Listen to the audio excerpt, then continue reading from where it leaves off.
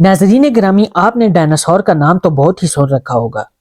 جب یہ خون آشام طویل القامت جانور فلموں میں اپنے غضب کی انتہا پر پہنچ کر دوسرے جانوروں اور انسانوں کی بوٹیاں تک ایک ایک کرتا اور انسانی ٹیکنالوجی کو اپنے بھاری بھرکم وجود کے ساتھ پیروں تلے رون کر تباہی پھیلاتا دکھائی دیتا ہے تو دل اچھل کر حلق سے باہر آ جاتا ہے۔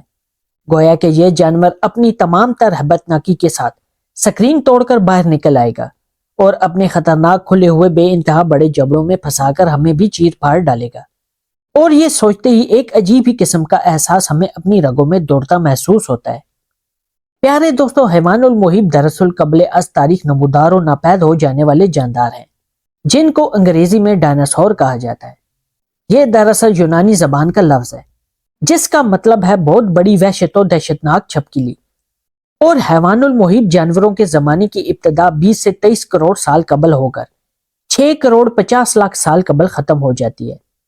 گویا لگ بھگ 16 کروڑ سال تک یہ جاندار خاک ارض پر چلتے پھرتے رہے، اور آج کرۂ ارض پر اڑتے پرندے ڈائناسور کی ایک قسم تھیروپوڈ یعنی اڑنے والے ڈائناسور کی اولاد سمجھے جاتے ہیں۔ پیارے دوستو، اگر اس کائنات کی عمر کا اندازہ لگایا جائے تو ایک اندازے کے مطابق ہماری کائنات 13 ارب 70 کروڑ سال پرانی ہے، اور اس کرۂ ارض یعنی زمین کی پیدائش 4 ارب 50 کروڑ سال پرانی ہے، اور اس پیدائش زمین کے بھی 1 ارب سال بعد زمین کو رونق بخشنے کے لیے اللہ نے یہاں زندگی پیدا کی۔ اللہ تعالیٰ نے ہر چیز کو پانی سے تخلیق کیا، اور پھر تقریباً 47 کروڑ سال قبل از تک زندگی مچھلی وغیرہ سے ملتے جلتے جانداروں جیسی رہی۔ اس کے بعد خشکی پر بھی حشرات نما زندگی دیکھی جانے لگی جو خاک ارض تک مختلف ادوار طے کرتے ہوئے 20 کروڑ سال قبل ڈائناسور تک پہنچے۔ اگر ڈائناسور کی اقسام کی بات کی جائے تو یہ رنگ و نسل اور جسامت کے لحاظ سے ایک دوسرے سے بہت مختلف تھے۔ مثال کے طور پر ٹائرانوسارس، یہ عام طور پر گوشت خور اور بہت خونخوار جانور تھا۔ اس کی لمبائی 6.1 میٹر تھی، اس کا وزن 15,000 کلو گرام تھا، اور یہ 27 کلومیٹر فی گھنٹہ کی رفتار سے دوڑا کرتا تھا، اور اس کے دانت بہت تیز ہوتے تھے جو لمحوں میں ہی اپنے شکار کو چیر پھاڑ کر رکھ دیتے تھے، اور عمومی طور پر یہی ڈائناسور فلموں میں دکھایا جاتا ہے۔ سپائنوسورس دوستو، یہ بھی ایک گوشت خور اور خونخوار جانور تھا۔ اس کے اوپر ایک کوہان بنی ہوئی تھی، اور یہ لمبے منہ والا ڈائناسور تھا۔ اس کی لمبائی 4.3 میٹر اور اس کا وزن 21,000 کلو گرام تھا۔ اس کی چوڑائی 3 میٹر تھی اور اس کی رفتار 8 کلومیٹر فی گھنٹہ تھی۔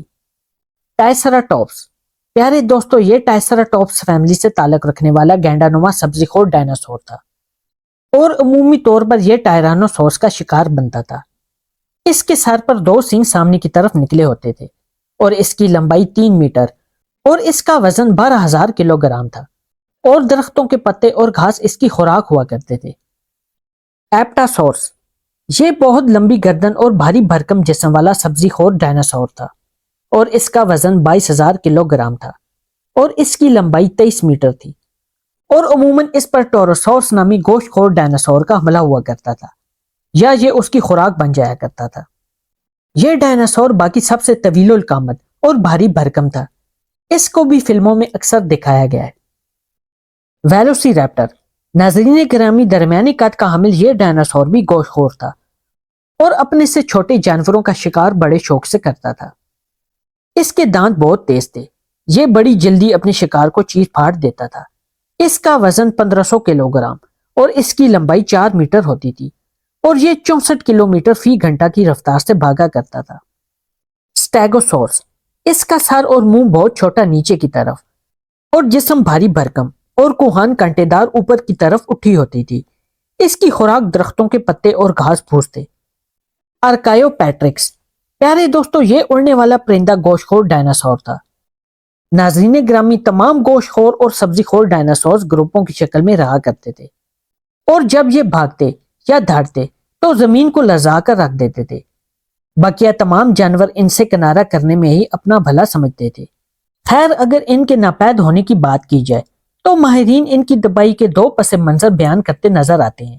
ایک رائے تو یہ ہے کہ بہت بڑا شہاب ثاقب زمین سے آ ٹکرایا جس نے ان کو جلا کر خاکستر کر دیا، اور دوسری رائے یہ ہے کہ ان کی موت کسی نامعلوم جلدی بیماری کی وجہ سے ہوئی اور اس بیماری سے جو اپنے آپ کو بچانے میں کامیاب ہو گئے، انہوں نے ارتقاء کے منازل طے کرتے ہوئے پرندوں کی شکل اختیار کر لی۔ بہرحال جو بھی ہو، یہ تو طے ہے کہ انسانوں کی آمد سے قبل ان کو دنیا سے اٹھا لیا گیا اور ان کو دوسروں کے لیے ایک عبرت کا نشان بنا دیا گیا۔ لیکن ناظرین، یہاں ایک اور گروہ ایسا بھی ہے جو کہتا ہے کہ نہ صرف انسان کی آمد کے وقت بھی ڈائناسور دنیا میں موجود تھے، بلکہ ان کے ساتھ دوسری مخلوقات جیسے کہ ہاتھی، شیر وغیرہ بھی پیدا ہو چکے تھے، اور اس وقت کے انسان اور یہ جانور بہت زیادہ بڑے اور دراز قد تھے۔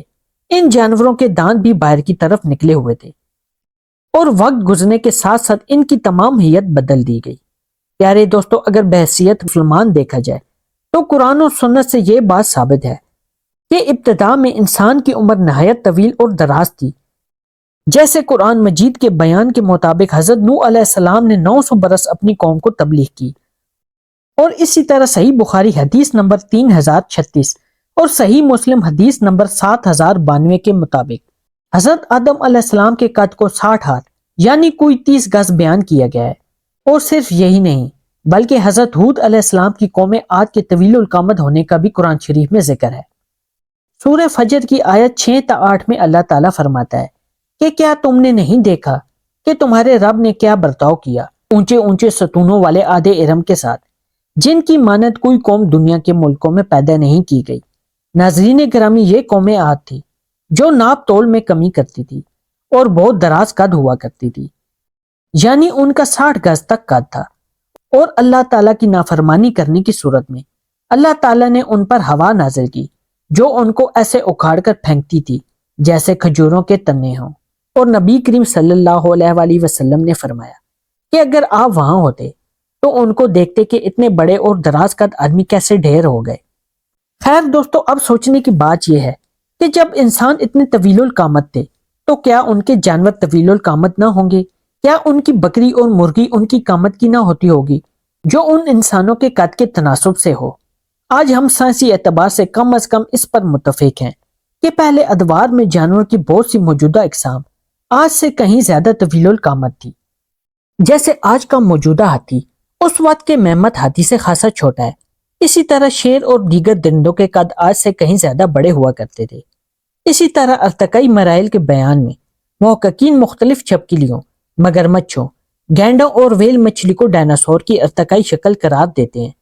گویا اگر قرآن و سنت میں مذکورہ اشاروں کو مد نظر رکھتے ہوئے یہ کہا جائے کہ انسان اور جانور ابتدا میں عظیم الجثہ تھے اور وقت گزرتے گزرتے بتدریج ان کا قد گھٹتا گیا تو شاید غلط نہ ہوگا، اور اس بات کو تسلیم کر لیا جائے تو یہ ماننے میں کوئی ابہام نہیں رہتا کہ ڈائناسور جیسے طویل القامت جانور زمین کے ابتدائی دور میں موجود رہے ہوں گے۔ بہرحال جو بھی ہو، لیکن یہ طے ہے کہ ڈائناسورز اب نہیں رہے، لیکن ان کی اس وقت کی خون اشامی ابھی تک باقی ہے جو ہم انسانوں کے اندر بس گئی ہے، جس کی وجہ سے بھائی اپنے بھائی کا خون کرنے میں کوئی آر محسوس نہیں کرتا اور والدین بھی ذلیل و رسوا ہو رہے ہیں۔ اللہ ہمیں اپنی پناہ میں رکھے اور ہدایت عطا فرمائے، آمین ثم آمین۔ پیارے دوستو، یہ تھی ہماری آج کی ویڈیو۔